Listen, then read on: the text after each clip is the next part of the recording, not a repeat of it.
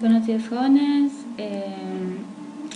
Pues en vista de que esta semana no hemos podido tener práctica ni la semana anterior, me vi en la necesidad de obviar algunas prácticas, que es lo que nos dijeron en la subaria, o si no, que buscáramos alguna alternativa para podérseles impartir. Y creo que la forma más práctica es poderles hacer un video para poderles explicar la última práctica que no vimos todos, ¿verdad? Con excepción de los del día lunes matutina. Entonces, con base a los datos, en base en los datos que nosotros obtuvimos de ese grupo, les voy a compartir esa libreta para que ustedes generen su plano de curso de nivel y su perfil, ¿verdad? Que al final es lo que nos interesa de esta práctica. Se los hago mención porque en el examen final se va a entrar un ejercicio sobre este tema. Entonces, sí es importante.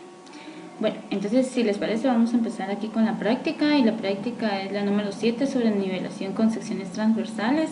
Y antes que nada, esta práctica es importante porque generalmente se utiliza para hacer un levantamiento, así como lo hemos venido trabajando con una cuadrícula y todo, pero aquí ya estamos utilizando diferentes estaciones. Entonces la importancia sería que se utiliza cuando generalmente encontramos obstáculos que nos permitan o que nos impidan ver, digamos, los puntos de interés. En este caso ya trabajamos con lo que son los puntos de cambio, puntos de liga, ¿verdad? Entonces aquí dice que es mediante un plano de configuración en donde se logra obtener las coordenadas X, Y y Z. Ese plano de configuración hace mención a la cuadrícula que nosotros hacemos en campo y de la cual nosotros obtenemos lo que son nuestras diferencias altitudinales, que al final terminarían siendo Z. Bueno, entonces nuevamente resumiéndoles, pues la nivelación con sección transversal es generar una cuadrícula y utilizar diferentes estaciones. Eso es como que el resumen de esta práctica. Y para ello les agregué la metodología que nosotros empleamos en campo, y es de esta manera. Como trabajamos la práctica anterior, generamos nuestra cuadrícula, ¿sí? Entonces utilizamos para esta práctica ya no un nivel, sino un teodolito, porque en la parte de la nivelación con sección transversal a nosotros nos interesa ahora tomar todos los hilos, hilo medio, hilo superior, hilo inferior, ángulo vertical, ángulo azimutal y altura del instrumento. Es importante resaltar que el ángulo azimutal no lo van a emplear para realizar sus cálculos, únicamente nos sirve a nosotros como referencia para ubicar nuestros puntos o nuestras estaciones. Bueno, entonces como lo hicimos la última práctica era ubicar nuestro aparato, que en este caso sería el teodolito, y luego vamos a buscar un punto para de ahí partir, o que ese sea nuestro nivel de referencia para formar nuestra primera columna. Después vamos a girar a 90 grados para formar nuestra primera fila, ¿verdad?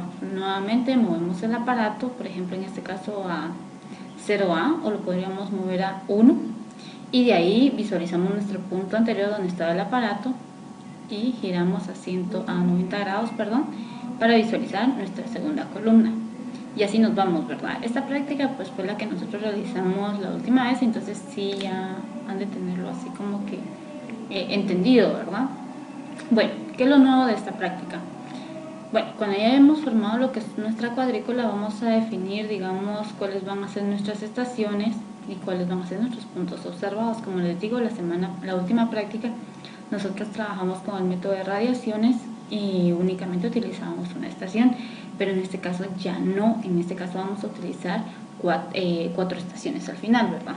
Vamos a colocar en nuestro primer punto nuestro aparato, vamos a nivelar, centrar y acerar y toda esa cuestión, y vamos a orientarlo hacia nuestro norte, porque como les repito, aquí sí nos importa tomar el ángulo azimutal, pero no para fines de cálculo, sino cuando nosotros queremos ingresar nuestros datos, por ejemplo a AutoCAD, podemos ubicar la orientación de cada uno de esos datos dentro del programa, pero ese programa más adelante lo van a ver ustedes. Bueno, ya estamos acá. Entonces lo que va a proceder sería lo siguiente. Tenemos nuestro aparato en nuestra estación 0. Vamos a medir lo que es, como les digo, ya orientamos hacia nuestro norte. Vamos a medir lo que es la altura del instrumento. Después de medir la altura del instrumento, nosotros con esta línea roja que les tengo acá en la pantalla, vamos a obtener el primer punto, que sería el punto observado 0A. De este punto observado 0A nosotros vamos a sacar lo que es nuestro hilo superior, hilo medio, hilo inferior, altura, sería ángulo vertical y el ángulo azimutal. Luego nuevamente vamos a avisar o visualizar para el punto observado 0B. Aquí vamos a obtener hilos, ángulo vertical, ángulo azimutal. Luego nos vamos para lo que es el punto observado 0C y nuevamente vamos a hacer lo mismo. Como les repito, la libreta de campo está en el manual, revísenlo y todo. Bueno, cuando ya estamos acá y hayamos tomado el último punto observado de esa estación, lo que vamos a hacer es buscar dónde va a ser mi próxima estación, que en este caso sería estación 1. Cuando nosotros tengamos el aparato, vamos a buscar este punto, donde está la estación 1. De esta estación, sin mover el aparato, nosotros vamos a obtener lo que son nuestros hilos, ángulo vertical, ángulo azimutal. Y es que al final esto nos sirve a nosotros porque necesitamos encontrar la cota de referencia de este punto observado, ¿verdad? O de esta próxima estación. Y esa al final nos va a servir a nosotros para realizar nuestros cálculos. Entonces, cuando ya hayamos tomado las lecturas de todos los puntos observados, de último vamos a tomar los puntos de la próxima estación, como les digo, hilos, ángulo vertical, ángulo azimutal. Bueno, cuando ya hayamos hecho eso, nos vamos a mover para la siguiente estación. Aquí traemos el aparato de la estación 0 a la estación 1. Cuando ya estemos acá, nuevamente vamos a nivelar, centrar, acelerar, vamos a orientar nuevamente hacia nuestro norte, porque como recordemos que traemos un mismo azimut, entonces en teoría tendría que ser el mismo, ¿verdad? Que en este caso más o menos el azimut es de 180 grados, ahí lo van a ver en la libreta de campo. Bueno, cuando ya estemos aquí con el aparato, nosotros otra vez, centrar, nivelar, acelerar y orientar. Vamos a medir nuevamente la altura del instrumento. Y cuando ya hayamos hecho eso, pues empezamos a tomar nuestros datos del punto observado 1A, 1B, 1C, 1D. Como les muestro, ahí tengo la flechita para que ustedes la puedan utilizar como referencia. Entonces, 1A, hilos, ángulo vertical, ángulo azimutal y todo, ¿verdad? Nuevamente el siguiente punto, 1B, van a obtener lo que les mencioné hace ratos, 1C y 1D. Bueno, cuando ya hayamos hecho eso, ya tengamos los datos del punto observado 1D, que sería el último, vamos a buscar otra vez lo que es nuestra próxima estación, que sería la estación 2, ¿verdad? Entonces esta flechita azul me va indicando a mí los datos que voy a obtener de esta próxima estación. Aquí nuevamente nosotros vamos a obtener lo que son los hilos, ángulo azimutal, ángulo vertical. Y cuando hayamos terminado eso, nuevamente movemos el aparato hacia mi próxima estación, que sería la 2. Cuando estemos acá, obtenemos los datos de los siguientes puntos y del que va a ser nuestra próxima estación, movemos hacia ese punto y así obtenemos nuestros datos. Es importante resaltar de que tenemos que enumerar o indicar cuáles van a ser mis puntos, porque cuando nosotros hagamos nuestra cuadrícula y hagamos nuestras curvas a nivel, a veces no casan las curvas y se empiezan a entrecruzar porque nosotros no definimos bien cuáles serán nuestros puntos en el campo, ¿verdad? Bueno, entonces esta sería nuestra cuadrícula. Luego les presento lo que es la libreta de campo. Se las voy a hacer llegar en digital para que vean más o menos cómo se va a ir llenando esta libreta de campo. Bueno, como les repito, estos son los datos que obtuvimos del día lunes matutino. Aquí tenemos estación, punto observado, banco de marca, ¿verdad? Que es donde está nuestro aparato, la altura del instrumento. Y aquí pues no tenemos hilos porque no se tomaron ni ángulos. Nuevamente, estación 0, punto observado 0A, altura del instrumento, hilo superior, hilo inferior, hilo medio, hilo inferior, el ángulo vertical y el ángulo azimutal. Si se dan cuenta, aquí traemos 270, ¿verdad? Porque es sobre la misma línea, ¿verdad? Entonces, en teoría es el mismo ángulo azimutal. Luego se dan cuenta que hay un 269, pero ahí fue por un error, ¿verdad? Pero en teoría tendría que dar 270 también. Únicamente hay cambio de ángulo azimutal cuando se da el cambio de lo que es la altura del instrumento. Me gustaría resaltar, ese 270 no lo colocaron bien ellos, es 180. Bueno, pero igual, como les digo, esto no lo vamos a usar, esto solo es para referenciar nuestros puntos. Y si se dan cuenta, pues en cada cambio de estación nosotros tomamos nuestra nueva altura del instrumento, ¿sí? Bueno, ¿cómo van a hacer sus cálculos entonces? Como se recordarán ustedes que estamos trabajando puntos de liga, entonces es necesario que ustedes hagan esa corrección cuando utilicen esta fórmula.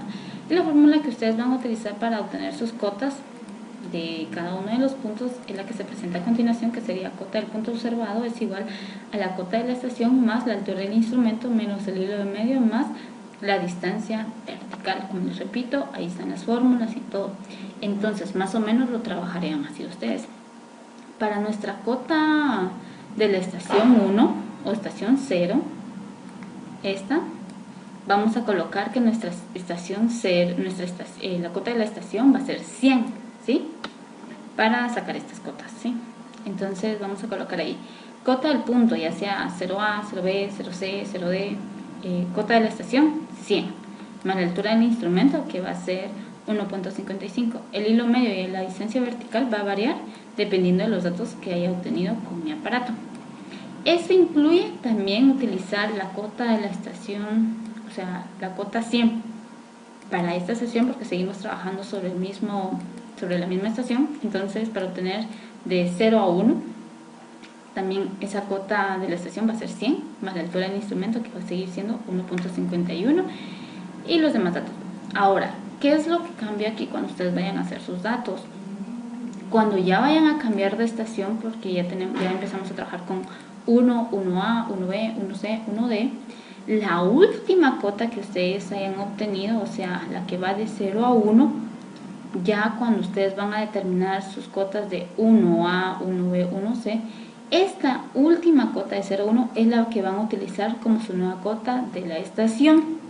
Por eso a ustedes les servía cuando estaban en campo obtener los datos de su próxima estación, que era de la estación anterior. Entonces, para eso les servía, porque ya con esta estación nosotros obtenemos la cota de referencia de la próxima, y con esa nosotros vamos a obtener nuestras siguientes cotas, ¿sí? No sé si me di a entender ahí.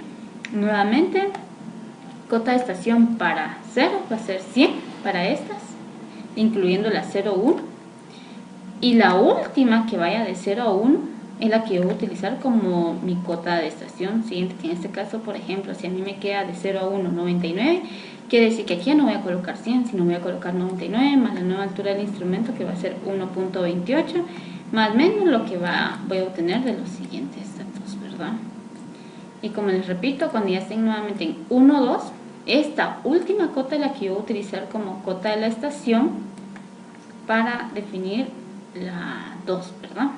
Entonces, otra de las cosas que me gustaría mencionar es de que como parte de sus resultados van a tener que agregar lo que es su plano de curvas a nivel y un plano de perfil. Hace unas semanas les envié lo que es el manual de dibujo técnico. Entonces, en el manual de dibujo técnico hay un ejemplo de cómo van a obtener, hay una forma de obtener sus cotas. Ahí ya les están dando sus cotas, aquí yo las estoy obteniendo. Pero la idea es que en ese manual a ustedes les dicen cómo generar su plano de curvas a nivel. Ustedes van a definir su equidistancia, o sea, la distancia que va a haber entre cada una de las curvas puede ser de 0.05, 0.06, lo que ustedes quieran. Y a partir de esa, pues van a trazar sus curvas y van a tener que utilizar lo que se conoce como una línea de corte, una línea de referencia, que es la que va a atravesar sus curvas de forma perpendicular, y esa línea de corte al final es la que va a definir cuáles van a ser las cotas que ustedes van a trazar para generar su plano de perfil. Nuevamente les digo, eso que les estoy mencionando está en el manual de dibujo técnico. Ahí se tienen que recordar, ahí se recuerdan que para generar su plano de curvas a nivel es necesario que ustedes conozcan o que realicen lo que es es necesario que ustedes realicen la parte de interpolar, porque de esa manera van a obtener sus curvas manejando una escala y todo. Antes se me olvidaba mencionarles que cuando nosotros hicimos la cuadrícula con los del día lunes, la distancia que nosotros generamos entre cada uno de los cuadros era de 10 metros, ¿sí? De 10 por 10. Entonces, eso para que lo tengan presente a la hora de realizar su plano de curvas a nivel y para realizar sus curvas, ¿verdad? Plano de curvas a nivel y perfil, perdón. Entonces, cada cuadrito se realizó de 10 por 10, ¿sí?